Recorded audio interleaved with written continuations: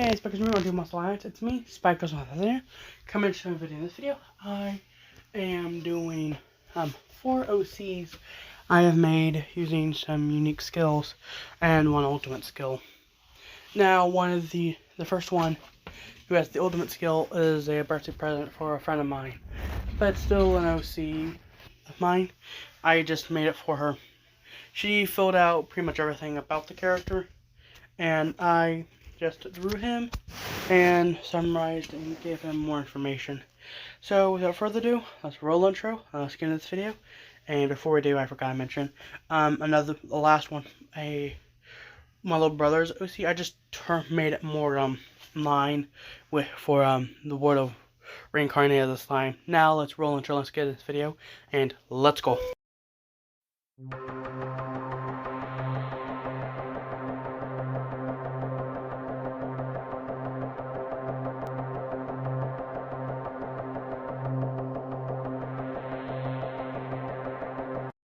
Like and subscribe if you enjoy this video. Okay, so this first person I'm going over is named Flerson. This guy is, well, a hybrid, a biological one, meaning he is the result of a biological offspring of two different races. His father was a beast man, his mother was a dragon newt. He has dark gray hair with dark blue eyes. But his parents were both criminals. Not major criminals, but they robbed a few banks. Well, treasuries, to be more accurate. So they were quite wanted. And, well, what happened for him was, he was a runaway fugitive. His parents were runaway fugitives. They're there, but one night his parents aggravated some people that were more hostile than anything. They all had some type of fire ability. They burnt them alive. Now, you might be wondering why didn't the dragon newt survive? They were using they released some chemicals and some magic that could weaken dragon newt specifically. So they all burned to death, but due to Flerson being, this time, he was known as Carterson, sorry. He was known as Carterson at this time, but he managed to escape due to him being a hybrid. His flickered. He then turned his life around, became an adventurer based in Tempest. Rimuru gave him a new name of Flerson because of his ultimate skill. His ultimate skill is Firestorm. He has the ability to control, fire in general. He now uses this ability to pretty much protect Tempest from any other monster.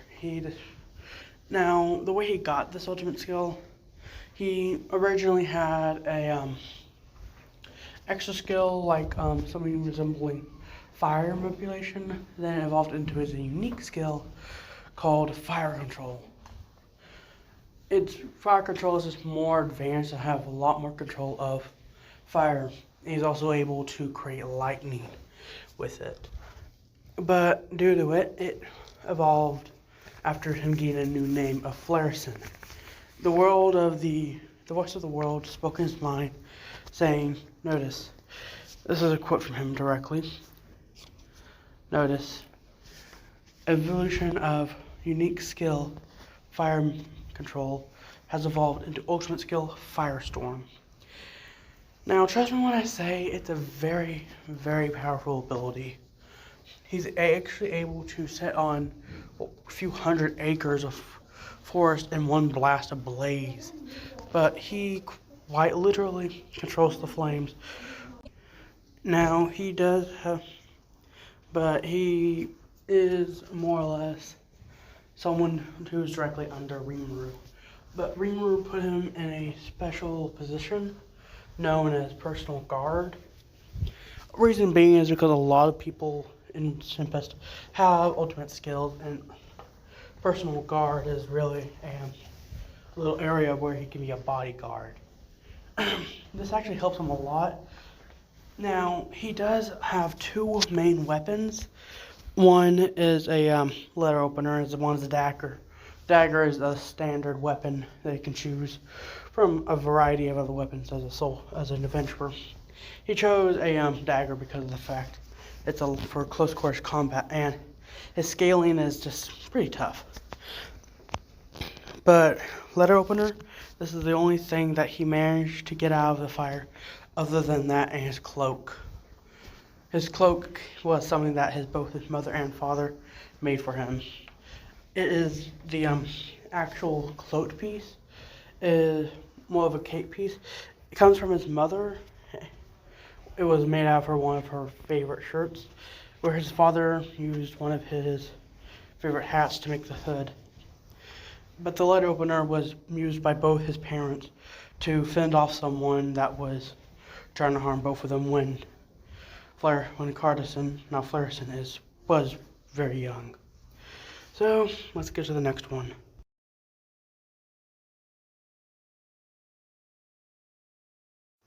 Name: Kane Carson. Gender is male. Hair color is black. Eye color is green. He's a dragon. He has a dragonute mother and a human father. He's a hybrid, like he states, but he has a unique skill known as power armor. For his background, simply that his mother was a dragon newt that fell in love with a human noble soldier, and this guy was like one rank below Duke, so very, very high ranking. They had a son who becomes a soldier. He followed his father's footsteps and became his lieutenant or colonel, whatever, in the army under him. But they both were living in fallen youth when this happened. Now his mother was able to hide her dragon newt appearance to appear more human, which is actually how she managed to stay in Tempest. Well, stay in Fallen Youth for all this time. But like I was saying, that's the reason why she was able to stay in Fallen Youth for so long. But they've traveled to Tempest quite a few times in the last, when it was starting to develop. They saw it as a little community of hobgoblins and direwolves, and then they saw it expand, adding some more creatures to it. Now it's been around 5 years after, and it's been 3 years since the Fallen Youth attack, and since then he became a soldier under Soye. But here's what happened during that time. He during one trip with his parents after they left Fallen Youth, even though it has a new king, he left he became an adventurer based in Dorgon for a little while. He went back to Tempest every now and again with sometimes with the king he would go. Sometimes he just went by himself. But he eventually fell in love with a harpy, and he now lives in Tempest with his girlfriend, and he's a soldier under Soye. He's more of an assassin, but he's still an adventurer. But he prefers the term soldier. He's just a very, very sneaky individual. Now, more about him is the fact that one of his main weapons is a sword. Yes. But that's not where it gets interesting. Other than metal armor, his actual unique skill, power armor, is by far very, very powerful.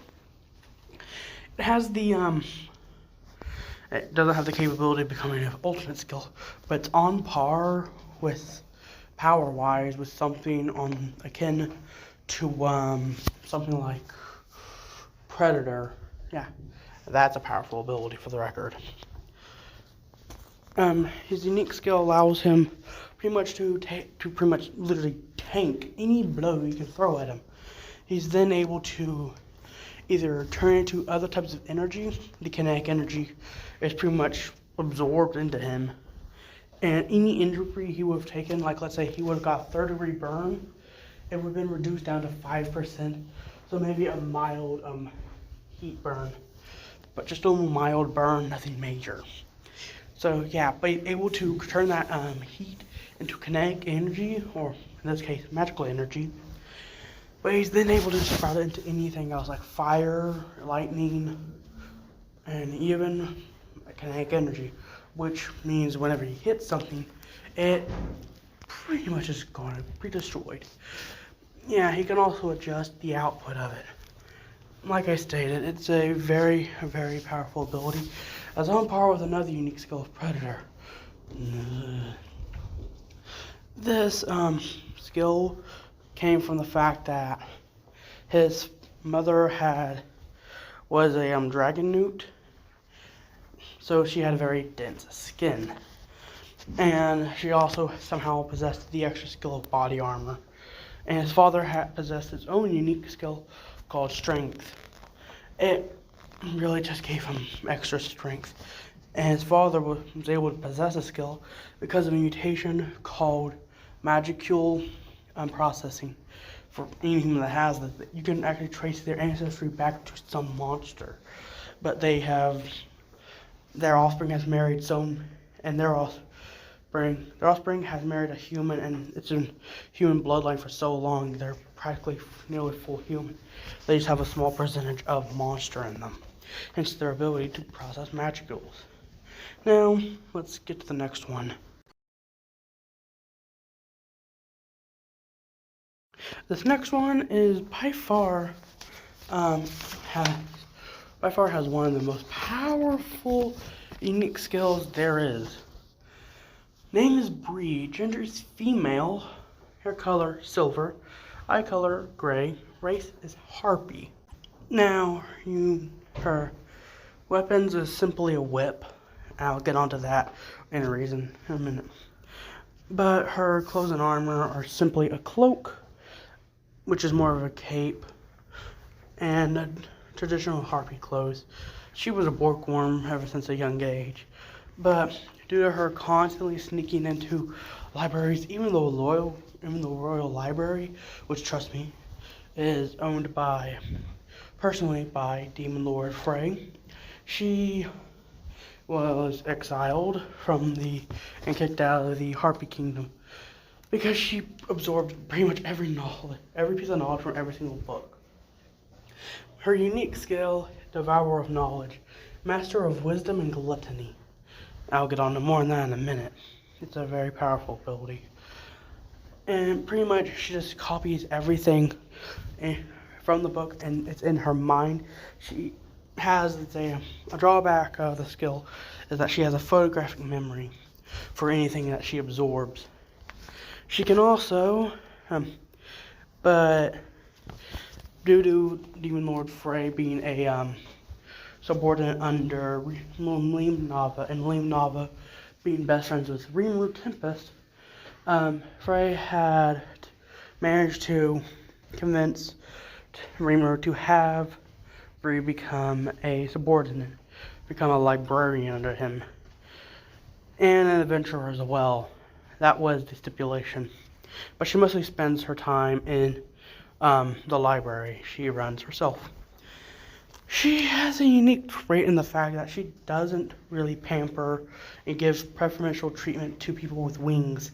Reason being is because she just thinks it's quite rude, and she really just likes to be around people, except for creeps. Speaking of creeps, how she met King Karrison was actually a creep was hitting on her, and during this time, Kane had finally heard about the library, So he decided to pay it a visit to see if they have any books or unique skills, because he had only found Dab as a unique skill. I feel like he's able to control that skill pretty well. He pretty much struck the guy in the jaw. A monster. He was later found impaled on a tree dead. It wasn't from Kane at all. It was actually a monster that found him. He attacked the monster, so the monster flung him onto the tree, piercing him, killing him. So, yeah. After that, him and Bree became good friends. They eventually became a couple, and they both went to Dwargon for a little bit, and both adventurers became adventurers there. And eventually they moved it to Tempest.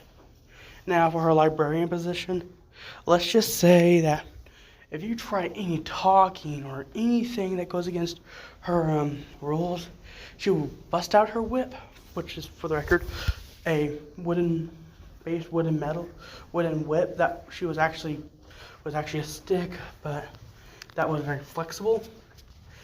And she had the Dwarven Artisan Brothers to actually enhance it, to actually make it more durable. It has thorns at the end of it. So now whenever someone's talking or breaking rules, she would bust out her whip and whip someone in the face with it. So yeah. A unique skill, Devourer of Knowledge, Master of Wisdom and Gluttony, comes in very handy when having to fight opponents, because she actually has round up quite a few other skills due to it. Some skills like a Great Sage. Yeah, she has Great Sage.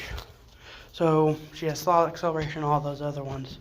But she also, originally it was just Master of Wisdom. It was just known as Knowledge, Master of Wisdom. So it only worked on things.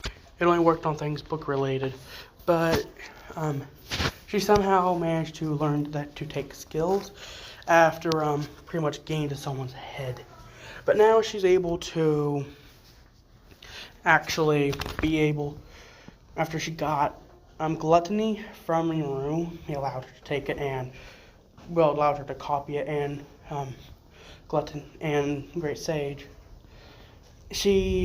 Her power evolved into Devourer of Knowledge, Master of Wisdom, and Gluttony. So, yeah, her abilities are pretty strong. Now, the reason why Rimuru allowed her to take it was so that way she would no longer get major headaches, because that was another side effect of her devouring books all the time. So he allowed her to copy it, and now Great Sage uses Thought Acceleration to allow her to process it a lot faster. So, yeah.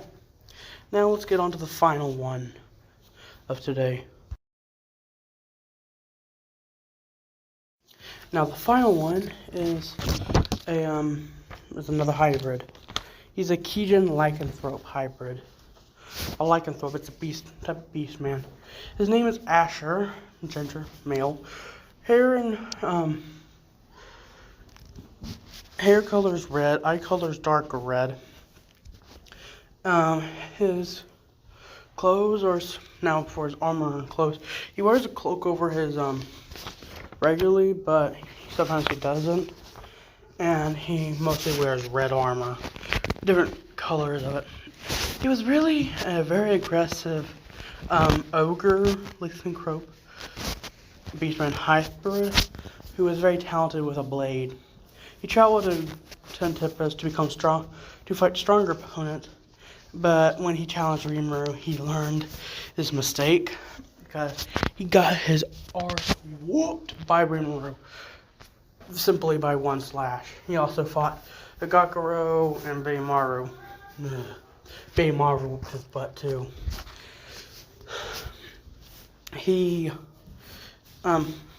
And due to it, they came to agreement even if he won or lose, Rimuru would give him a name, and if he won, he would get a name and be able to pretty much do whatever he wants. But if he got a name, he would have to become a subordinate under Rimuru and another subordinate under Beimaru. So when he lost, he gave him the name of Asher.